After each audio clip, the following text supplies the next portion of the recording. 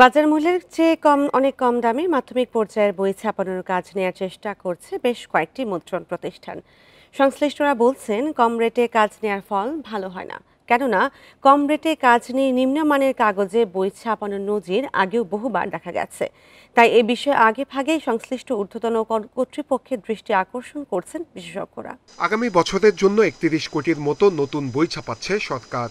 এরই মধ্যে প্রাথমিকের বই ছাপার কাজ পুরোদমে চললেও মাধ্যমিকের কাজ নিয়ে চলছে সংকট। ষষ্ঠ, সপ্তম ও অষ্টম শ্রেণীর বইয়ের দরপত্র প্রক্রিয়া চলছে। এসব বইয়ে প্রতি ফরমায় সরকারের বাজেট ৩.৫ টাকা। বাজার মূল্যে প্রতি ফরমা ছাপাতে ন্যূনতম খরচ ২ টাকা ৪০ পয়সা। অথচ কয়েকটি প্রেস সিন্ডিকেট করে ১ টাকা ৮০ পয়সা থেকে ২ টাকা ৯ পয়সা পর্যন্ত রেট দিয়েছে। দুজন সংশ্লিষ্টরা বলছেন, এত কম রেটে ভালো মানের কাগজে বই দেয়া সম্ভব না।